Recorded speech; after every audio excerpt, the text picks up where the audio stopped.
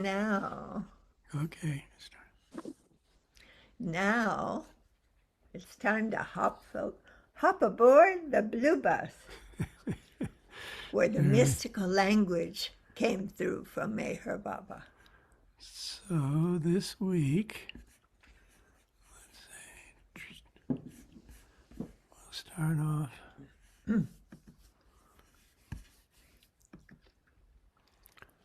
We're going to start with. Oh no, we're starting with them. Sorry, I got the wrong one.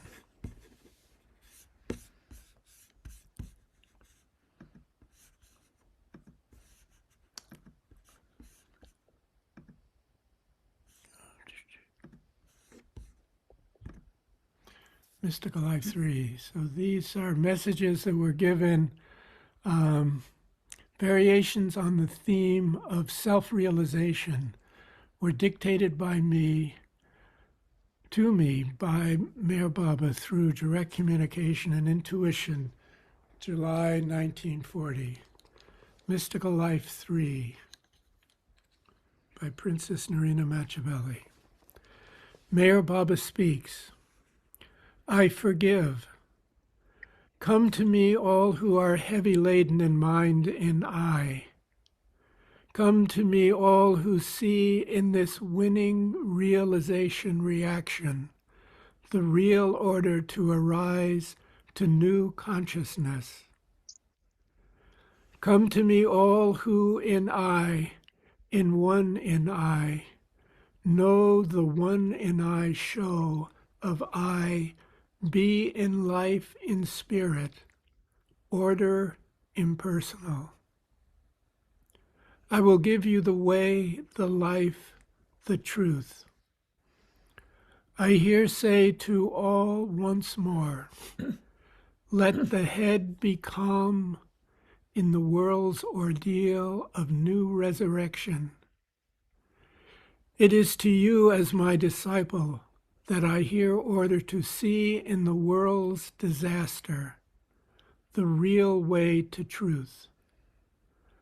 I have given the word of honor of me as human God to do the realization of God in mind when I shall speak.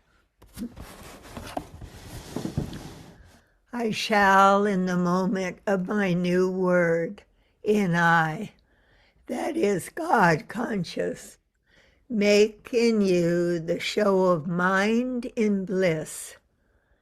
It is the show of peace, and it is the show of mind in being impersonal, in self-effective, realized state of joy. It is all in one in all. Me, the God, in I impersonal, being I personal, as human self-realized I, the God. This is clear, pure truth speaking in one of my selfless working disciples. To be selfless is to see, to know, to be in me, in I, resigned. It is to have reacted a state of selflessness in mind, which is the new beginning of I in realization, resurrection. God is me, here, now, ordering an I in mind to awake. God in me is truth manifestation in I, to show that in I, the one in I is the portion in I that I do realize. God in me is love supreme.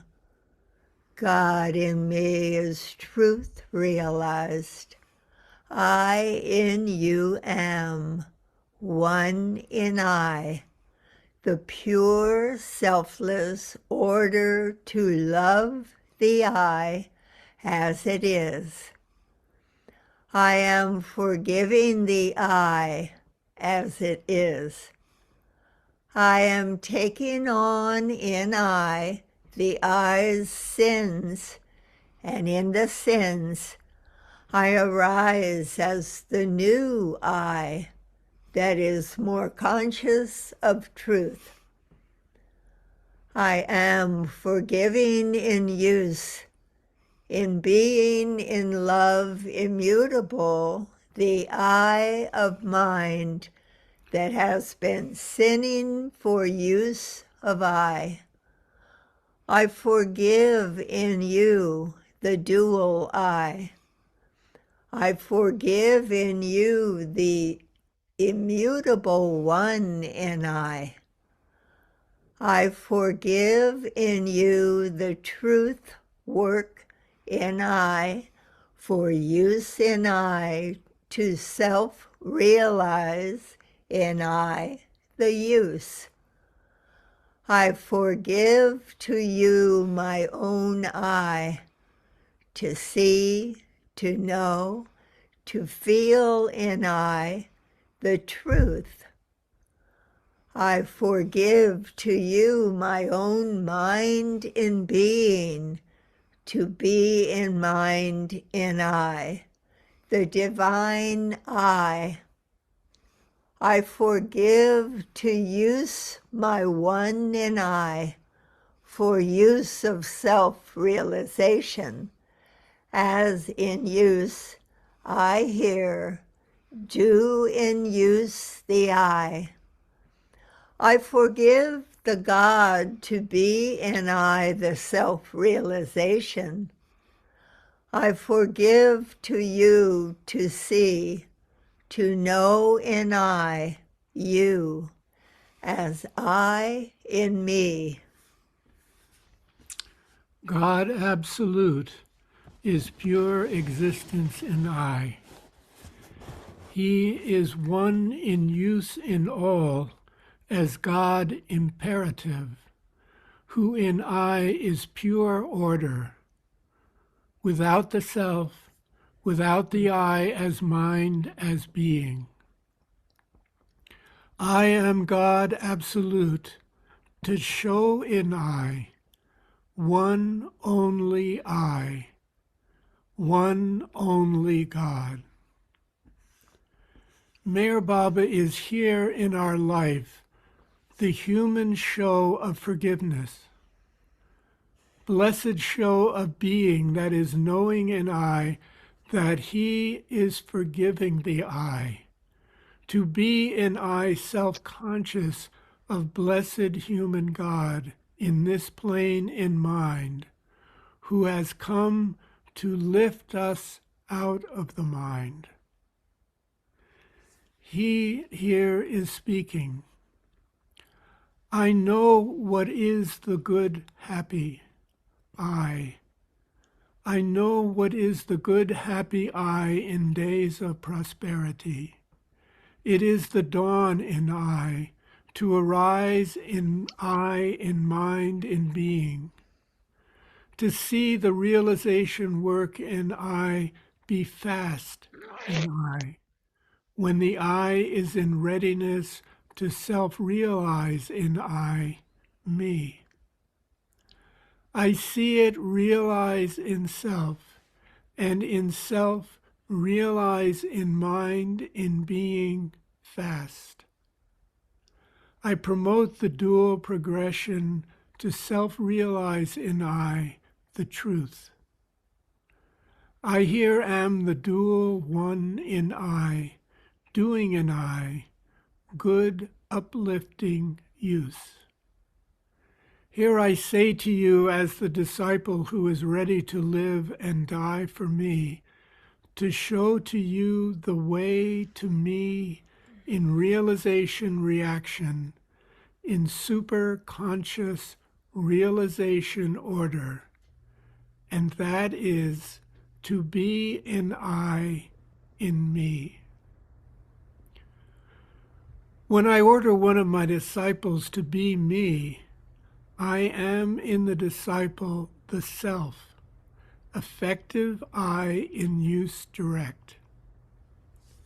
This I here sign as true, real writing of me in I, in you as my one in I order, to show in I, in you, the fact of mind in being, in self-surrender. To surrender is to love in mind, in selfless realization reaction. To surrender is to live in mind in I as pure aim, in selfless design in aim. To surrender is to see, to know, to feel in I, me, for use of I, in use in I in all. To self-realize in I in use, me, is all that is to be doing here, now, while I am the dictating show in I, in life, in mind of men. God is descended. God is in use in us.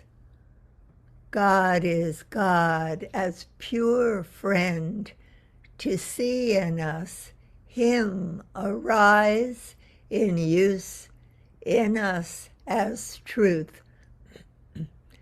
You are the blessed being in I, in mind, who is my own I. You are the blessed, selfless creature of I. You are the blessed man of selfless I, who is doing in our I so much grace and mercy. God, conscious man of life realized, be our guide. God, save us from the individual intuition. God, save us from the individual I state in mind, in being, in self-realizing knowing of your own use. God, take in you are I. God, take in you are mind in dual self-experience. God, see in you our own I, be you. God, see in I us as you. God, be the I, us as you. God, be in I, us as you. Meher Baba speaks. I here say to all who in I have to pray in this hour of darkness, that it is good to pray. To pray is to say the heart's wish. To pray is to swing in I, the heart, to the depth of I, of mind in being. To say to you to pray is unnecessary, as in you I am the continuous invocation in I, to self-realize in I, one all I order. I know your heart, O you who is in pain of my one in I order, to conscious self-realize in I, the state of truth. I know you, my one in I, in anguish, to self-realize the I as God. I know the thought of the dying soldier on the battlefield of I in self-realization. It is good, it is high, it is real. It is true in I in self-realization. I know you all who in I have to live for me in I, in the plane of I, unconscious of I, in self-realization. I am in use in all, you, my I. God in I, in use in I, is the true, real friend. Beloved friend of my own I in self, in mind, in I in being. You have shown me so far deeper on, in I, in mind, in being. Beloved one, in I as mind as self, as mind in being, conscious of I in self, in I in mind in being as spirit existence. You have done on the way to I, in self in mind, in I in being, the clear, the pure way.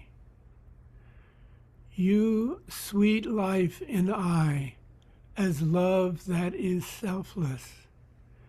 You have shown in me the disputing I as dual mind, the real show in I as selfless order, to be in I unselfish. You have given me in I the order to self-realize in I impersonal. And for that, I here say this in my own intuition of thy one in I. It is self-delusion in I to know in I the one in I as the being.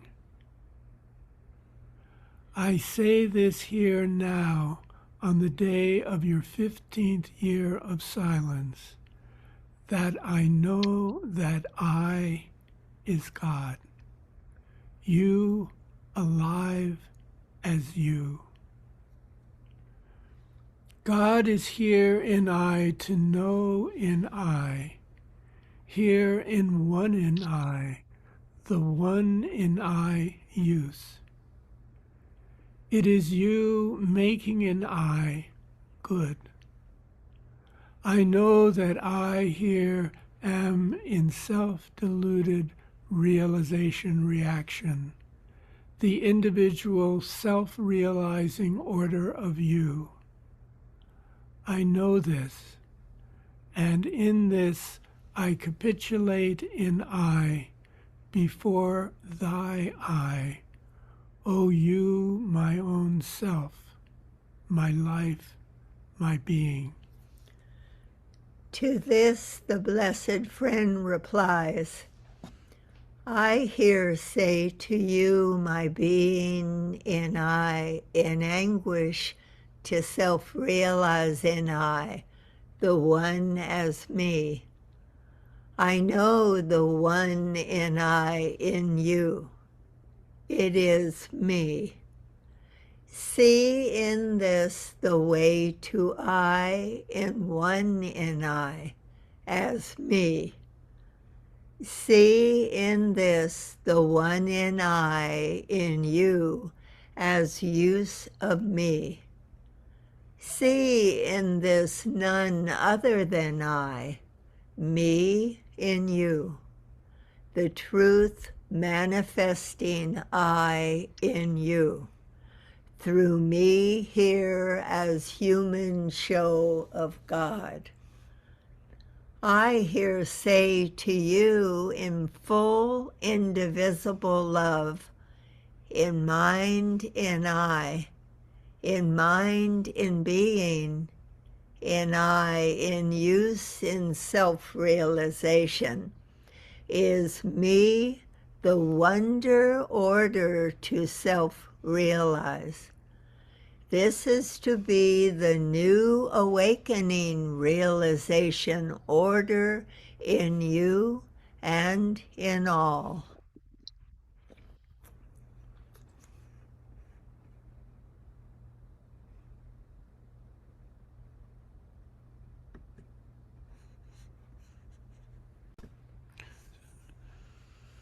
So now we will be reading from the Norina's Gift, starting at the beginning with the preface by Charles and Christopher.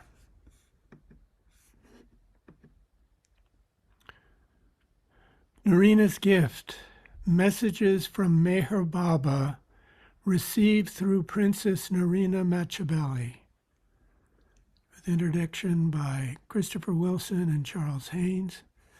It was published in 1997. So it'll be an introduction to the life and work of Princess Norina Matchabelli, fragments of a spiritual diary, and the 40 messages of Meher Baba. The last two were originally published in 1949 with introductions by Adi Carey. Is this her book? Yeah, this is the book, The Gift. Okay. And this is the Thank you. preface by Christopher and Charles. Preface. The beautiful and powerful messages of Meher Baba received through Princess Norina Matchabelli nearly 50 years ago still speak directly to the receptive heart. They remain today timeless expressions of love and wisdom. This volume contains two extraordinary collections of these messages, fragments from a spiritual diary and 40 messages of Meher Baba. Both books were compiled in 1948 while Norina resided in India with Meher Baba and were then published soon after her return to the United States in 1949.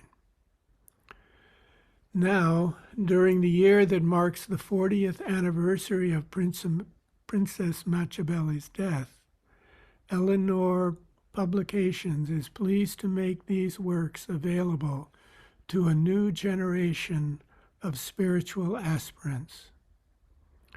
We include in the present volume an introduction exploring Norina's life and work. Much of the material in this opening section draws upon her previously unpublished papers and photographs. We owe the gift of the new material about Norina, as well as the founding of Eleanor Publications, to Jane Barry Haynes. Several years ago, Jane entrusted us with the task of preserving and cataloging the collection of Norina's papers and photographs.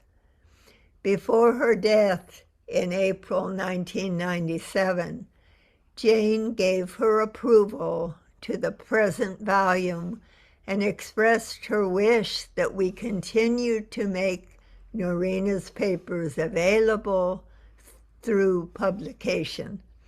This, then, is the first of a planned series of books that will contain the papers and journals of Norina Matchabelli.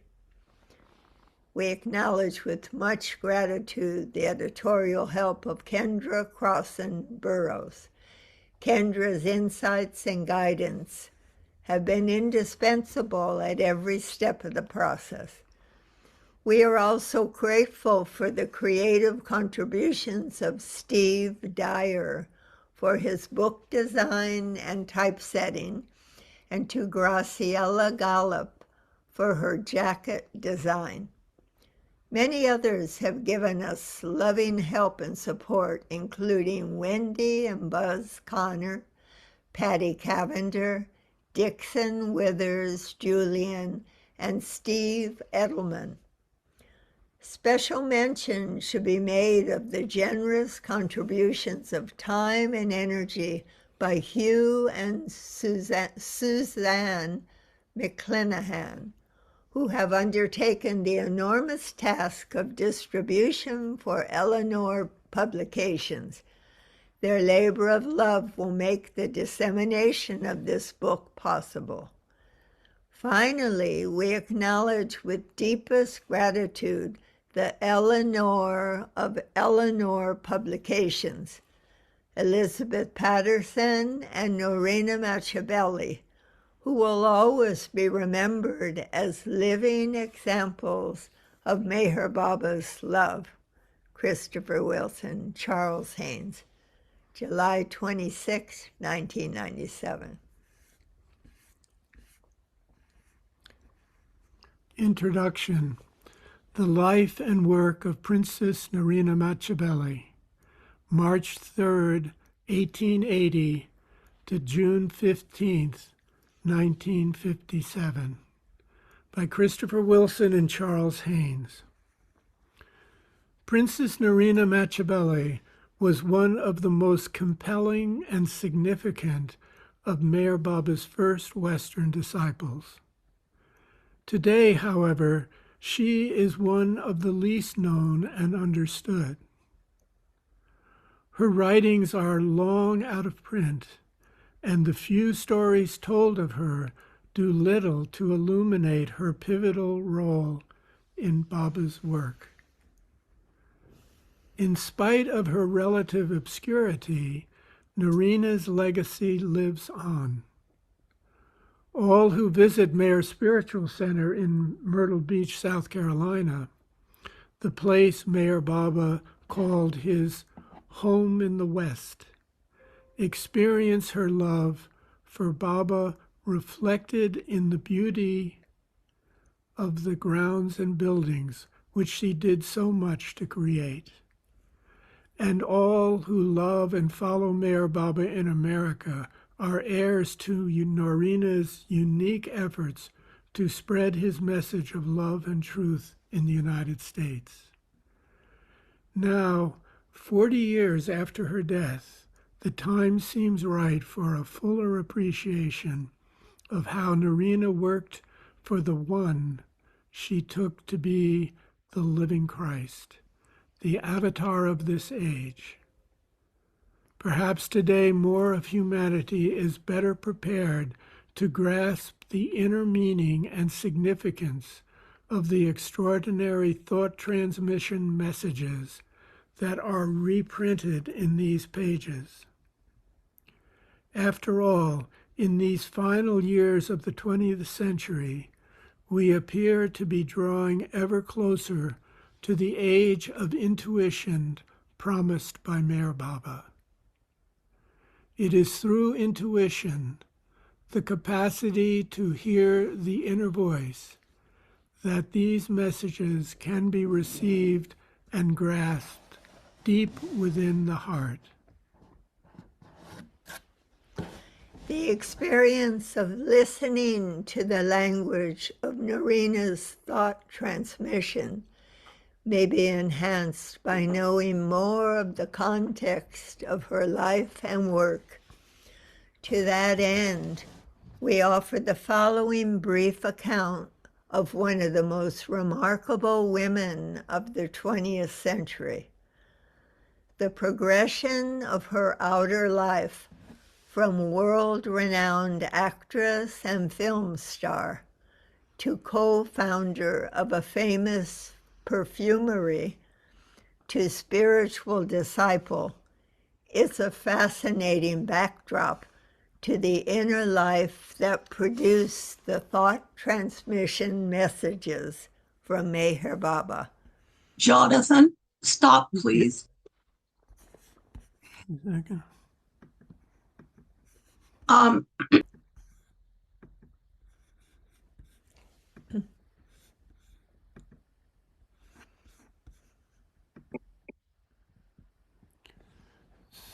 So continuing reading. Ave Maria, Princess Norina in the Miracle. Norina Gilli was born in Florence, Italy on March 3, 1880. Her father, Ludovico Gilli, was a native of Florence, and her mother, Emma Troll, was born in Winterthur, Switzerland.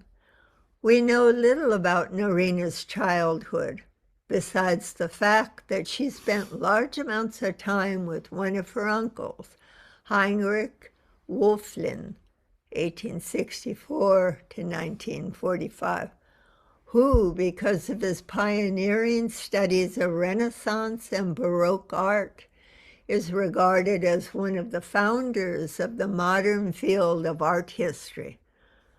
Wölfflin's influence must have shaped some of the educated artistic taste that Norina was to exercise throughout her life, both in her theater and film career, when her gestures sometimes echoed those of figures in Baroque religious paintings, and later in life in the development and beautification of Mayher Spiritual Center in Myrtle Beach.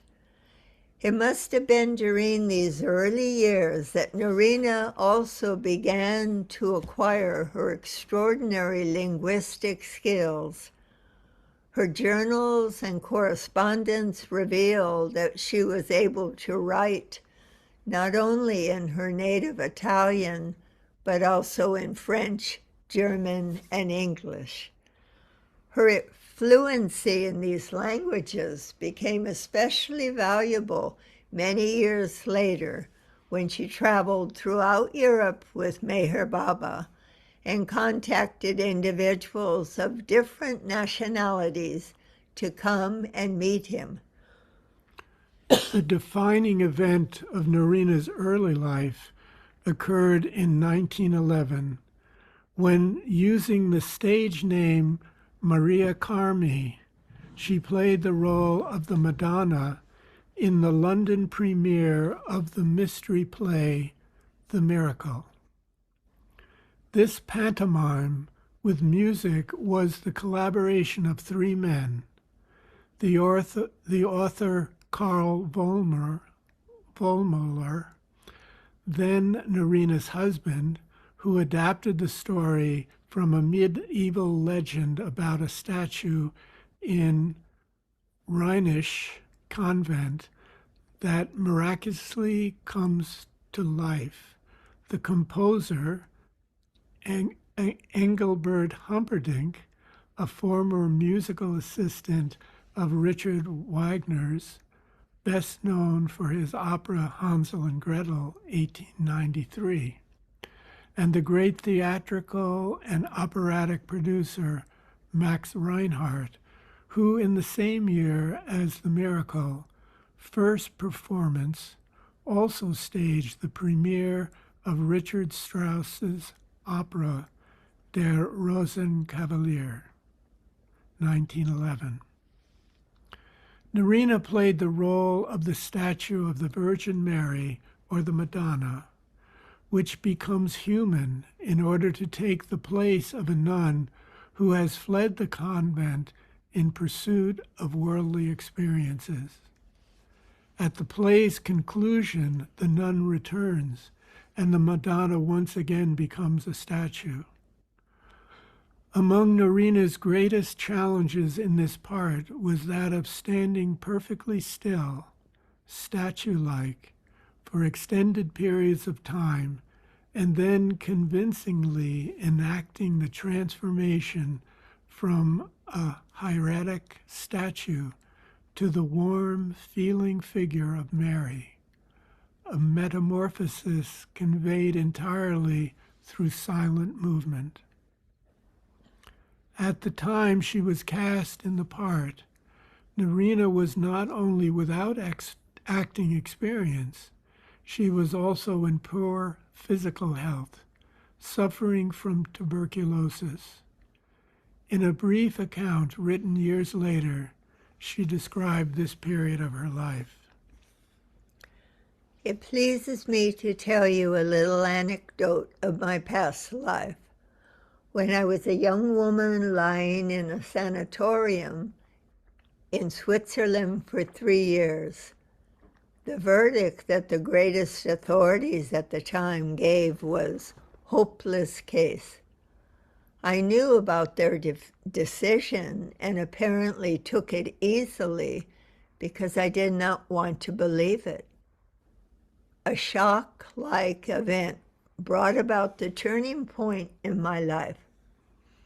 Most unexpectedly, through coincidences too long to describe, maybe to my first marriage, I was offered to personify the part of the Mother of Christ in a, so to say, spiritual pantomime called The Miracle in London. I was not an actress, nor did I care to become one, but the adventure caught my spirit so strongly that I evaded the sanatorium and fled to London. This unusual event in my life determined from its beginning my search for the spiritual solution of life.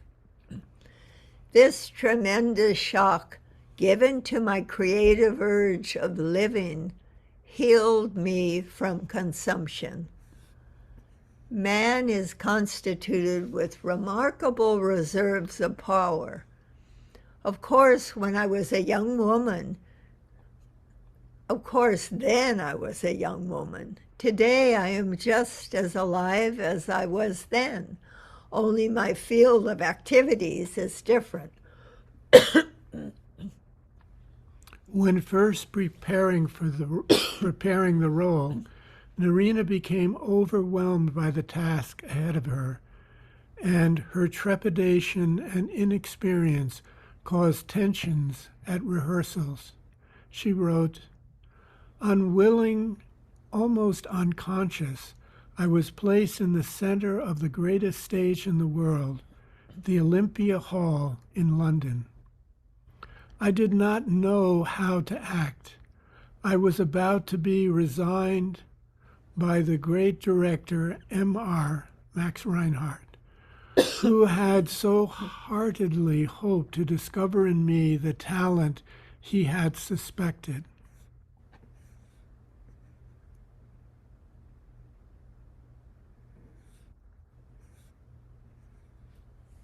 Standing a picture of Maria Carney, Norina, in the statue of the Madonna in the Miracle 1920s. Then came the turning point when, as she expressed it, the Mother of Christ became alive within her and taught her how to perform the part. Quote, I became the medium of the unfathomable will of the Mother Principle, performing through me in ways I was unconscious of, close quote. Suddenly, Norina knew how to move on stage. Her own inner experience of the role was projected outward, making a great impact on the audience. She described the performance in these words. The compassionate mother so often spoke within me in verse while moving on the stage. The verse, prompting emotion, increased the intense experience, and her word in love released in me a rhythm that created the aloof step for which so many artists, teachers interviewed me and tried to understand and wanted to adopt. This performance arose unexpected soul benefits.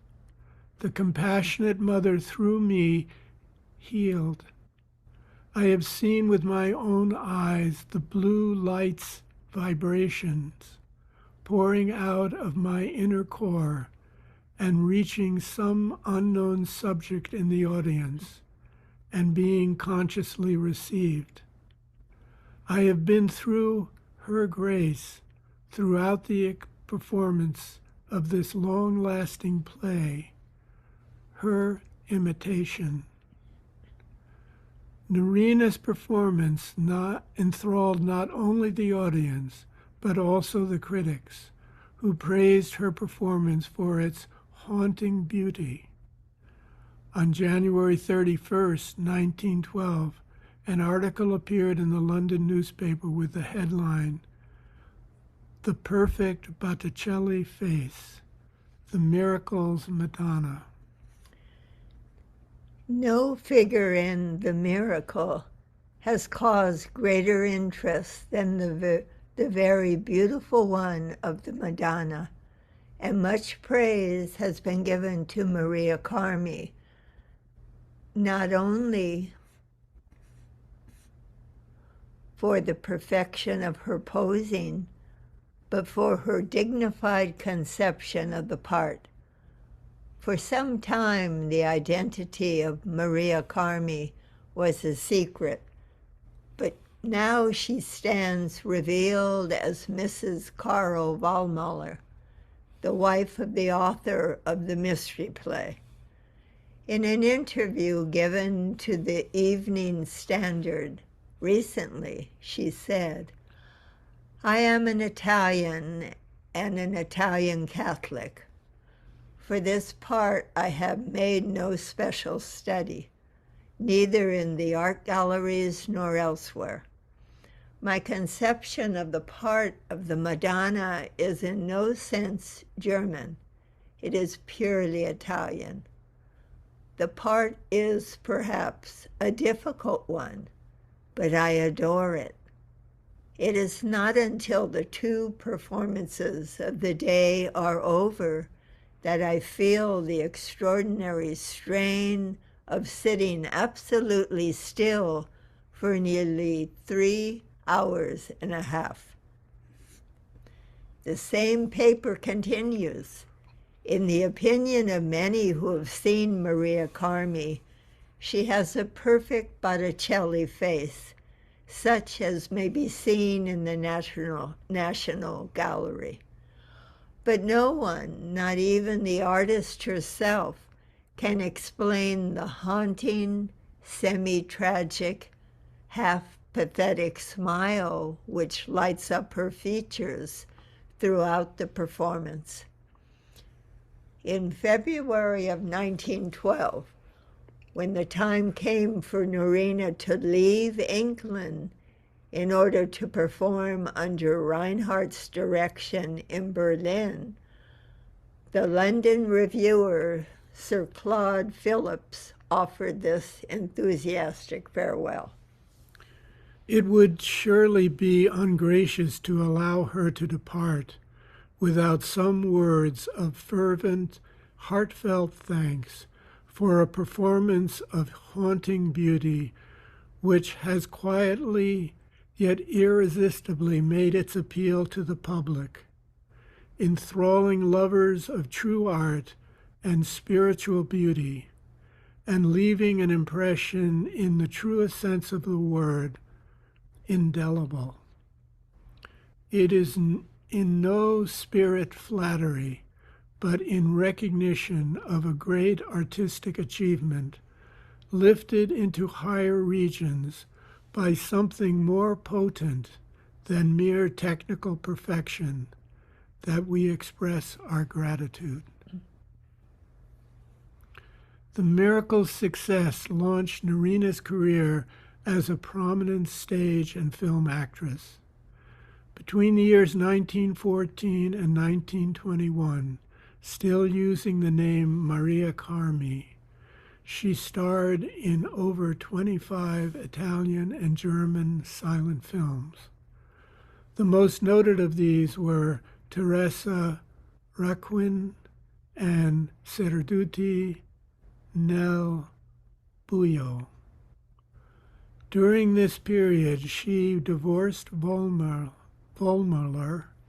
and in 1916 married Prince George Georges, I'm not sure, Matchabelli, a distinguished diplomat and national hero of his native Georgia. Prince and Princess Matchabelli moved in 1924 to New York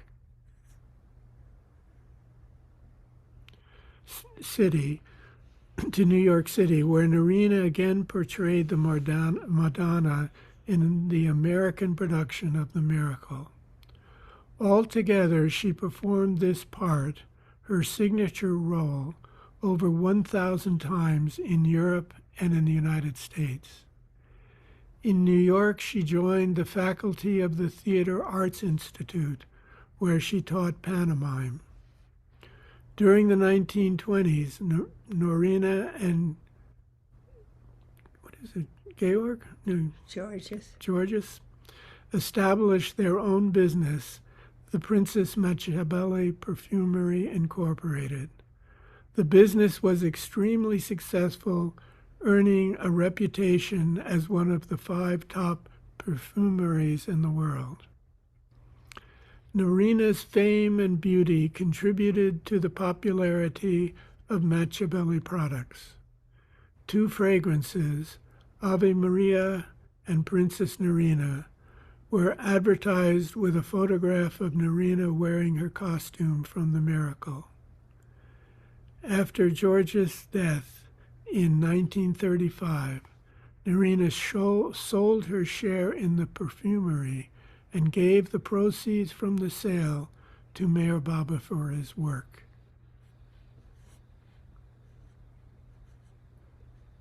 These funds were used to establish Baba's ashram in Nasik, India, where many of his Western disciples, including Norina herself and Elizabeth Patterson, lived for nearly a year.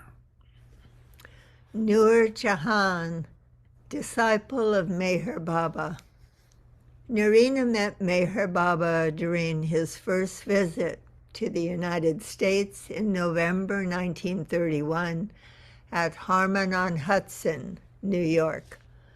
The only existing account of this meeting was written by Jean Adriel, the person who first told Norina about Meher Baba and his much anticipated visit to America. The day before leaving for Harmon to prepare the house for the great event, I spent the afternoon with my friend Norina Matchabelli, who had just returned to town. I had written her of our prospective plans, first of our hope of going to England, later of Baba's impending visit to America, with searing sarcasm, but more than usual emotional restraint. Norina pried me with questions and wound up by asking, "Who is this master at whose feet you would worship?" I tried to convey to her the little I had heard and read about Baba and the abundance my heart had told me.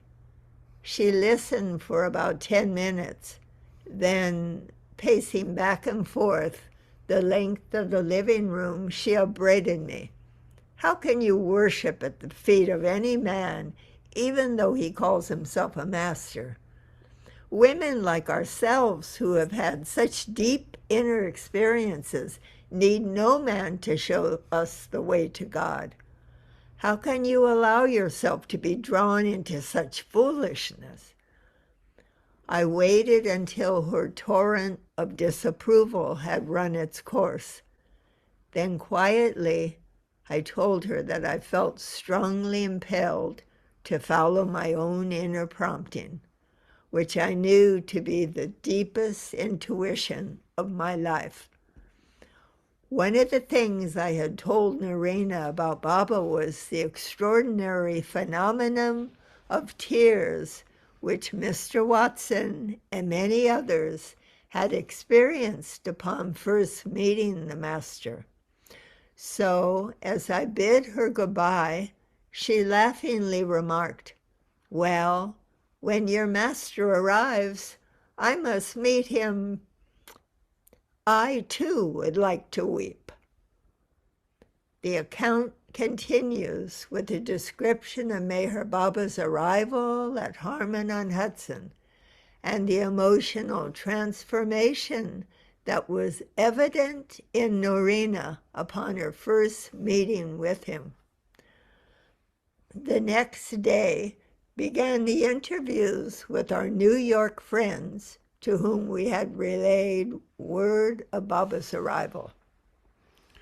Norina Matchabelli, who had laughingly declared that she, too, quote unquote, would like to weep, was among the first to arrive. Something extraordinary had apparently happened to her since I had last seen her. She had desired tears in her eyes, and her attitude was that of a puzzled child, a sharp contrast to her usual self-assurance. "Tell me about him," she whispered as I led her into the living room. "You will see for yourself in a few moments." "But what has happened to you?" I asked.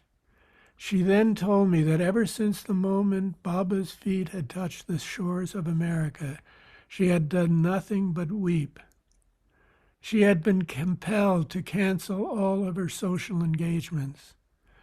The old hauteur of sophistication was replaced by a childlike wonder.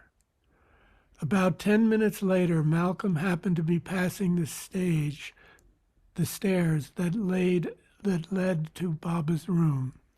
He saw Norina on her way down in what seemed like a profound state of agitation. Holding on to the banister to steady herself, he ran up to give her his supporting arm and assisted her into the living room, where she fell into my arms, weeping as if her heart were breaking into an ecstasy of pain. Another shell was being dissolved. As other friends began to arrive, I took Norina up to my room, where she stayed for the day, resting on my bed. Every hour or so, Baba would come up with me to my room to stay for a few moments to compose Norina with the balm of his healing presence. Before she left that evening, he said he would like her to come out every day during his stay at Harmon. Norina's experience of meeting Meher Baba was one of deep recognition of the beloved, whom she felt she had always known. From that day forward, Norina gave her life in service of Meher Baba's work. During the early 1930s, she traveled with Baba throughout Europe and America and was among the small group of Western women to tour with him in 1933. Baba gave her the Persian name Nur Jahan, Light of the World, and as Norina's journals from the years 1932-1933 reveal, often elaborated on her position within his circle of disciples, her connections with him in previous lives, and the work that she would carry out for him in this present Advent.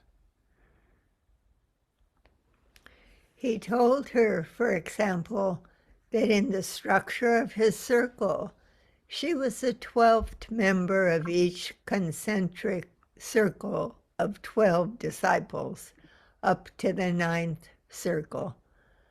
Norina also recorded Baba's telling her that in a former incarnation she had been Saint Joseph, the father of Jesus. The following statements by Meher Baba can be found in one of her early journals. Mary conceived when she was in a superconscious state. Joseph was a very wonderful, pure man, almost greater than Mary, on account of his past connections with the inner circle. In this life, he is incarnated in Norina. She was also Drapada, sister of Krishna, who with Radha were the two most important women in Krishna's life. Norina in Avatar's period reincarnated alternately as man and then as woman. She was mother and father, mother of Baba in his last reincarnation. Baba's words identifying Norina with St. Joseph have a special resonance when considered in the context of a postcard sent by Baba to Norina on Christmas Day, 1933, during his visit to Cairo, Egypt. The front of the card shows a stepped pyramid labeled Pyramid of Sahara, Cairo. The message on the back reads, "This is where we spent part of Christmas Day, and also it is the spot where in past ages you and I and a few of the circle passed special days together. All my love, M.S. Irani." While in Cairo, Baba visited a Coptic church that was built over a spot where, according to legend, Joseph, Mary, and Jesus rested during their flight into Egypt. During his travels in Europe in 1932, Baba again confirmed Norina's ancient connection with him, as recorded in one of her journals from this period.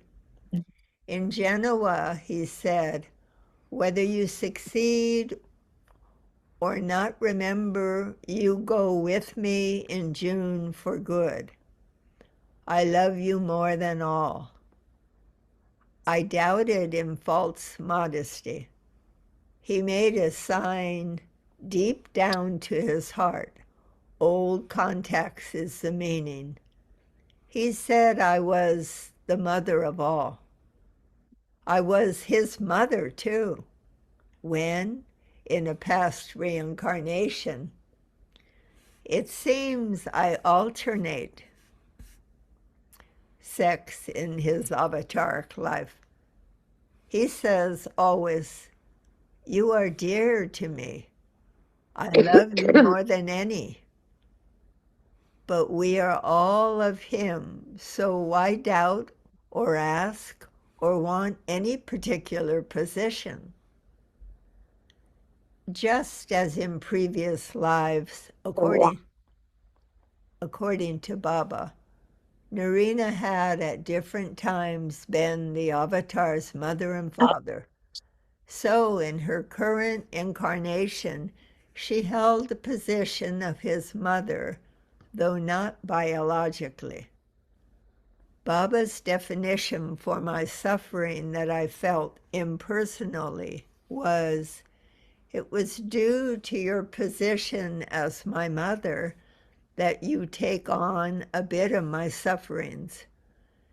In his letters to her during the 1930s, he often called Norina his mother, addressing her, for example, as beloved mother, Nur Jahan, darling.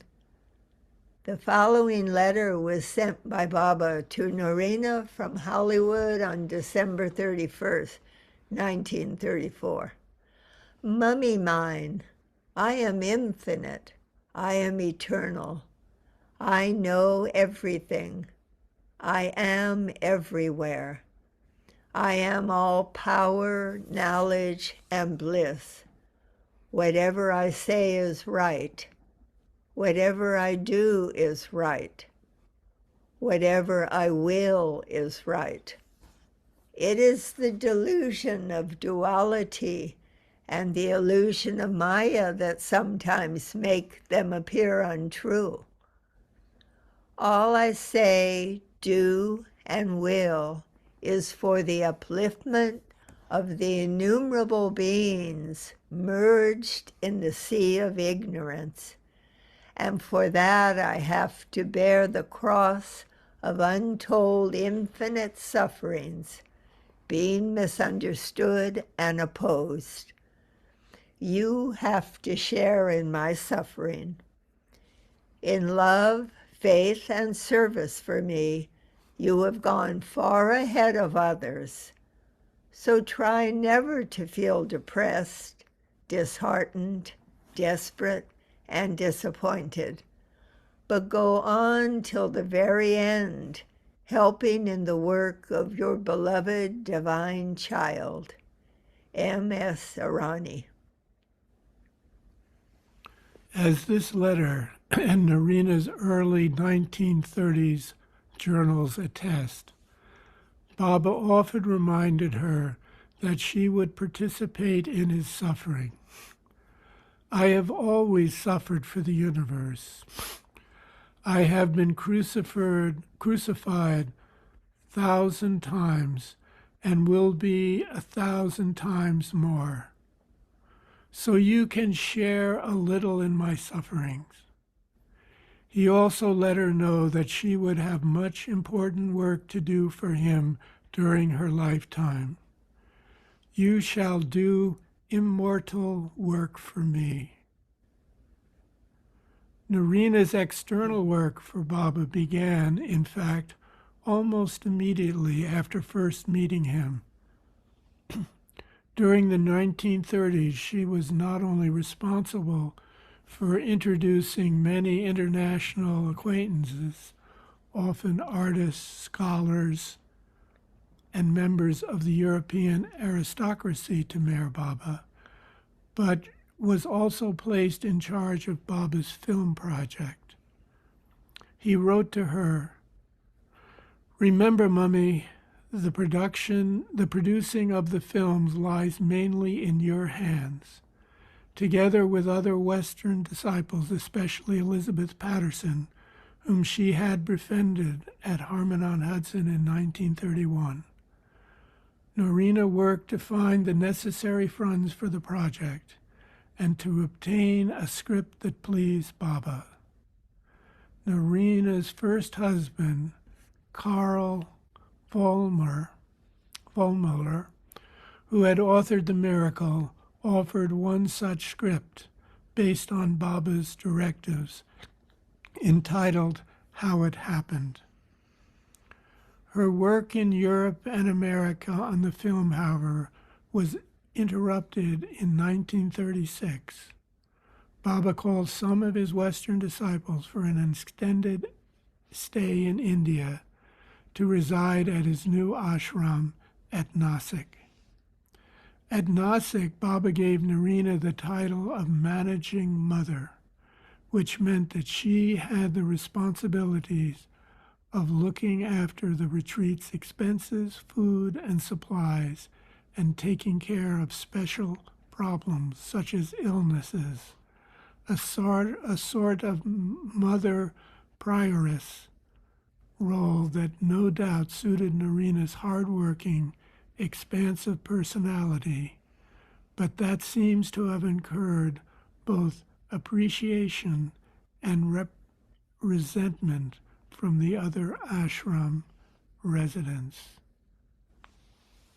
I think we'll stop there.